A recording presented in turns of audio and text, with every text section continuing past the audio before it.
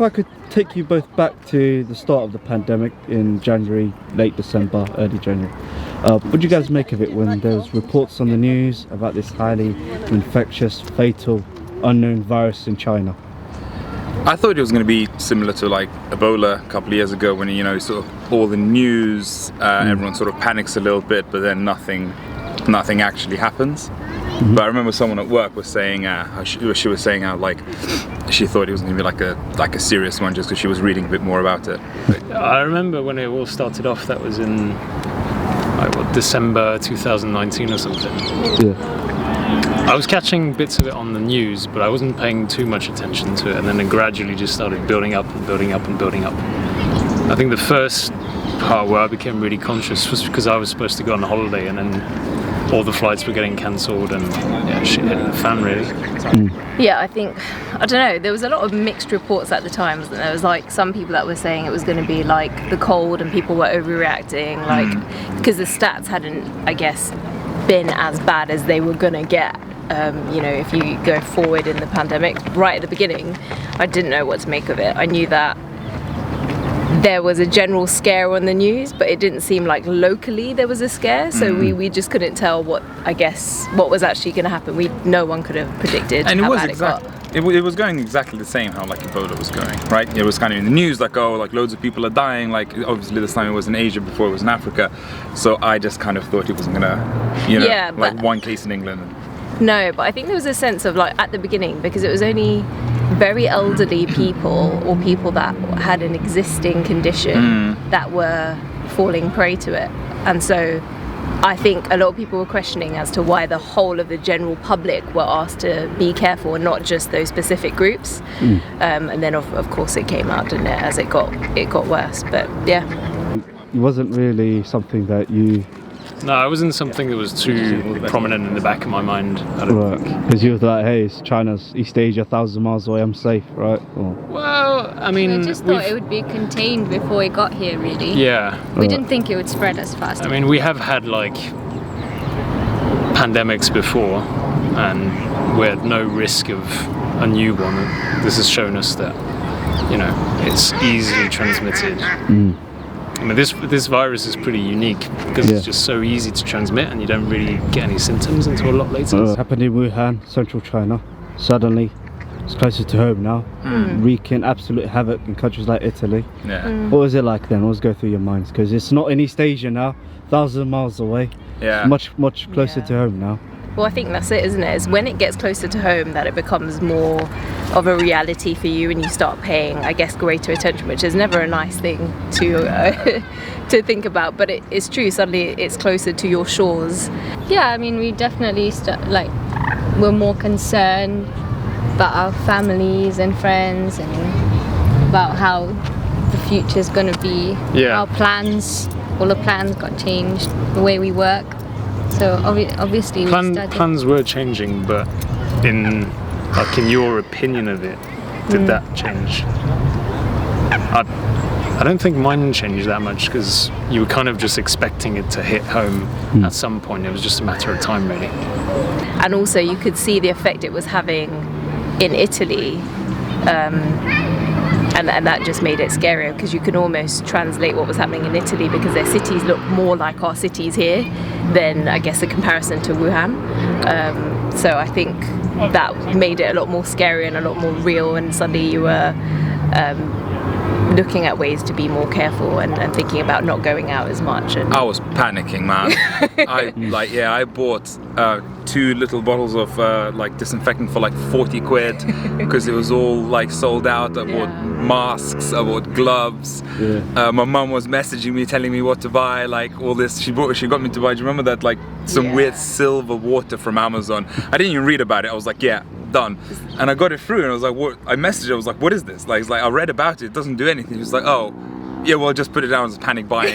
But yeah, I remember like when it just, you know, picked up, when it sort of started getting closer, then yeah, it got a little bit scary, I think. Like it sort of eased off as it became reality, but when you don't know what it is, that's when I think it was. That's what I think when it was scariest. And then it did hit home. And then it did hit home. Yeah. And what was that like? Fear, confusion? It was just yeah, how long is it going to last for really? Because we know what's happening more or less. You just have to contain it as best as possible. How is the NHS going to cope with it? How long is it going to go on for really? And then it did become very much closer. And Yeah. it came to our shores, and suddenly you started to see the rise in infection rates and the death rates. But then, what was going on through your minds then? Because then you started getting like panic buying that you mentioned earlier. To be honest, I think when it actually became a real thing and you saw, you know, I don't know about everyone, but like I realized it was serious and, you know, it was happening.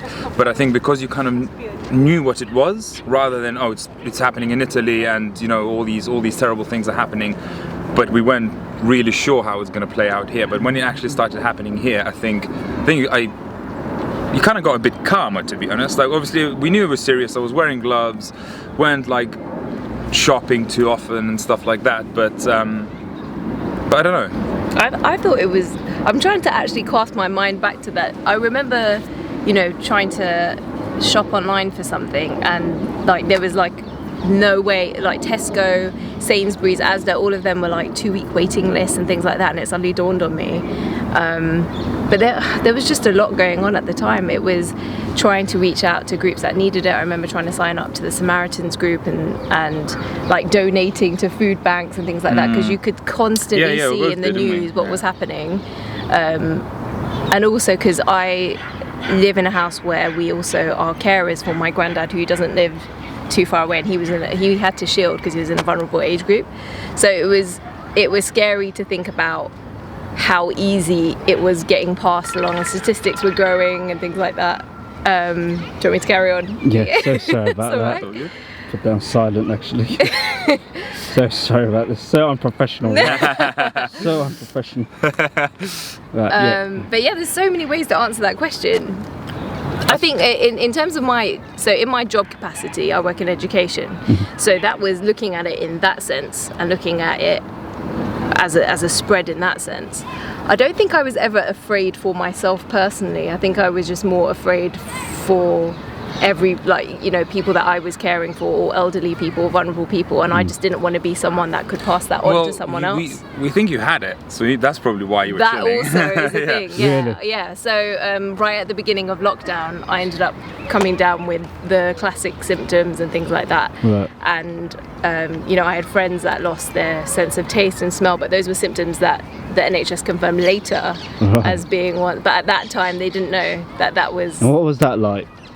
It was, well, for me, when I came down with the symptoms, it was awful. It was like tonsillitis 2.0. It was horrible. It took me like 2.5 weeks to recover. I was bedbound for about 2 weeks, but this was right at the beginning. Right. So it was scary to think that I could have passed it on to anyone. I think that's where that fear came from, and then after that I've become even more careful, because obviously if I was able to get it, I don't have any underlying health conditions. And you do come across as somebody who's very responsible and has his head. So were you self-isolating in that time? Yeah, which was really hard, because my parents, being that generation, didn't take it as seriously as they should have, and it actually came down to us kids having to sit them all down and telling them off, and telling them you need to be more careful, you need to properly wash your hands for 20 seconds, and I just don't think they're not used to it, because they've come from India and places like that, and they themselves coming here, I guess, just sort of, they've seen a lot of poverty and they've seen a lot of disease and infection from the countries that they've been in and have lived through, that I think with this they were like, it will be fine, it will blow over in a few weeks. So when I came down with it, I think that was the big eye-opener. But yeah, I was pretty much confined to my room. I remember my mum would leave like a tray outside of my door, and I'd get that, and my hands were like chapped and dry from how many times I was having to wash them, that sort of thing. So yeah. What did you guys make of panic buying and people's behaviours and attitudes? Oh yeah. What, sorry? Panic buying. Like Panic toilet What did you make paper. of people's behaviours and attitude? Yeah. That was it's It quite was revealing, strange, I think. but I guess people haven't really had this situation before. I mean, definitely first for me. I guess some people, they don't know. They don't know how to react. They don't know what's going to happen. But if the UK did cut off from all the rest of the world, there would be a lack of a lot of items. Luckily, that didn't happen. Our supermarkets actually remained in stock. So I think it is quite funny to see that, you know, it does literally take just a drop of water for the whole system to tip over, and people know that, and so letting fear like dominate you is just becomes a natural thing. Really, you're just scared for simple things in life. Right. So leading on from that sort of isolation, going on to the great isolation of the lockdown, being at home for the many months and weeks, not allowed to go to, you know, socialise or, you know, pubs and restaurants, and just being at home all day, probably having that 1 hour exercise per day. How was that? How'd you both get through that? Well, I live, well, not anymore, but during the lockdown, I lived literally like 2 minutes away maybe, and this was open pretty much the whole. The only time that it was a little weird was I sit down. Yeah, I sat down once just to sort of chill out for a couple of minutes, and one of those like cars drove up to me like, no, just got to keep on walking if you want to stay here. But apart from that, like, I came out here pretty much every day, so, you know, it's obviously a beautiful park, walked around. But as you said, like, things that I missed was like socializing, you know, like seeing your friends, like pine down the pub, stuff like that. Look, I think we've been quite lucky for lockdown because, well, I've kept my job and I've worked throughout the whole time really. So, whilst everybody else was either losing their jobs or being furloughed, we were very fortunate to keep our jobs really. So that was keeping us very busy. My birthday was like April 16th, so that was like during the height of it. So we didn't see each other. I just remembered it. We didn't see each other for the until basically we got told you could see each other. So it was there was a lot of remembering House Party and the apps like House Party and Coots and all of that, and we were doing all of that, and suddenly you were playing really ridiculous games through video calling. Neither of us were furloughed, and just trying to have our different days of the week, doing different things slightly in the evenings. Lucky we had a balcony, which was quite nice because the weather was quite warm. I think it does go to show that green spaces like this park that we're in at the moment have played a big role in keeping people sane mentally. Sure. So, I think the fact that parks remained open was so important for us, especially our mental well-being, and just a bit of space from each other, and and just the rest of the people we live with as well. But when we started doing, because she used to come down, we used to go for walks here, but like it was all good. Like it was.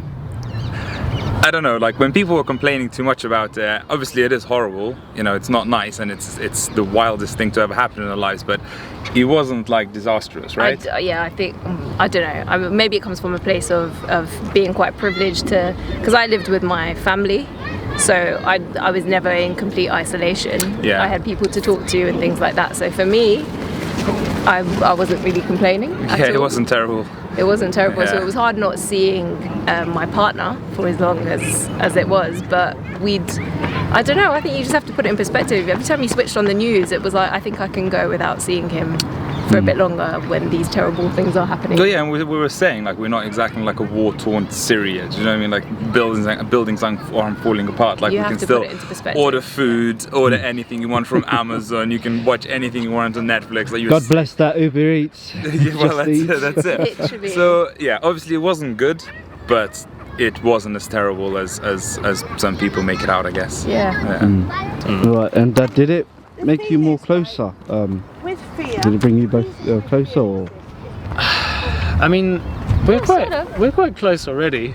He's like, sort of. I mean, we did end up now moving to our own place, so I guess. Yeah. A bit closer, but in certain aspects, we did kill each other a few times as well. So. That's inevitable, I think. I see. It was really good for our relationship actually, because we started instead of just like watching TV and, as I said, ordering Uber Eats or whatever, we started like talking a lot more, because you know go for like a 2-hour walk here, so it was all, you know, I think that was actually Yeah, I a didn't huge know how benefit deep, of it. I didn't know how deep we were going to get here, but definitely it Yeah. saved our relationship because we were actually talking to each other, and I think we spent a long time not doing that because you end up just getting caught up. Like I said, you come home from work, you're tired, you Yeah, meet you're gone up. a bit. Yeah. But anyway, yeah, it ended up being a bit of a blessing for us Right. in many ways. And during the lockdown, was there a lot of self-reflection? Maybe did it give you guys time to think about your lives? Maybe change your future plans, career paths, perhaps, or Yeah, for sure. Especially in the beginning, I think we were quite appreciating the extra time and taking time for ourselves. We don't have to commute. We don't have to. Yeah. I think more We than- gained so much time that we were very self-aware on our bodies, our health, our diet, and that was quite nice. Yeah, definitely. I think the lack of commuting and just being able to work at home just gave us so much more free time that you're able to reflect on your life, but also compare it to other people. Because, as I said, we were still working. We're hearing bad news all over the place, but But I think we were saying how like just we've been missing things like just being on the plane. You know, like man, we need to travel. Like as soon as we can like go somewhere, as soon as we can get a ticket somewhere. I guess I was thinking about that quite a lot. I kind of went the opposite way, to be honest. I was looking at opportunities to travel within the UK. I think I started getting more excited about that. And then also just hanging out with my family. Like, I was talking about it with my parents and sort of saying I spent ages at work and then I come home and I'll speak to them for an hour or two, if that. Let's face it, probably less than that because you're on your phones and you're watching TV or whatever, and then you're back at work the next day and it's that rat race, and this kind of forced you to stop and pause and think about things. I don't know what skills I picked up. I definitely got fitter because I decided to be in the camp of people that was going to get fitter. with the relaxing of the lockdown for us here in London, now you can go to pubs, restaurants, shopping centres. Do you fear of a second wave and a second lockdown like we're getting in Leicester and Preston and other Yeah, parts I'm of Northern scared of England? that. Yeah, it's definitely a risk at the moment. Just this morning, you sent me a picture of a newspaper where they were saying, they're considering taking France and the UK off. No, France and Switzerland France and Switzerland. off the list of exempt countries for quarantine. Yeah, it's scary because we want to kind of get on with life. We're scared for our organizations and workplaces, financial situation of the country. I think a second lockdown would be very, very disastrous. That's for sure. I don't want the second lockdown to happen. Just work-wise, it makes things difficult, and so I am a little bit worried. And I think we should still take it quite seriously, or very seriously. So masks and disinfectant and stuff like that. I think that's it. Right. Similarly, because I work in education, like I said, and I've seen the effects it's had on a lot of vulnerable families and a lot of vulnerable children. The last thing I want is for us to go into another lockdown because people aren't taking it as seriously as they should be, because then those children get that taken away from them again. They don't get to come into school, they don't get the familiarity of being in a school setting. It was definitely very heartbreaking to be a teacher and see some of the children that were reaching the end finish points like year 6 and year 12 and year 11, and they didn't get to have their leavers the same way that we did. They didn't get to experience the end of their academic years. So another lockdown would be particularly quite heartbreaking for me because of the job that I'm in. But also for vulnerable people as well, people that have been shielding, they've just about been able to get out and about, and to have to be confined again, it's not anything you'd want.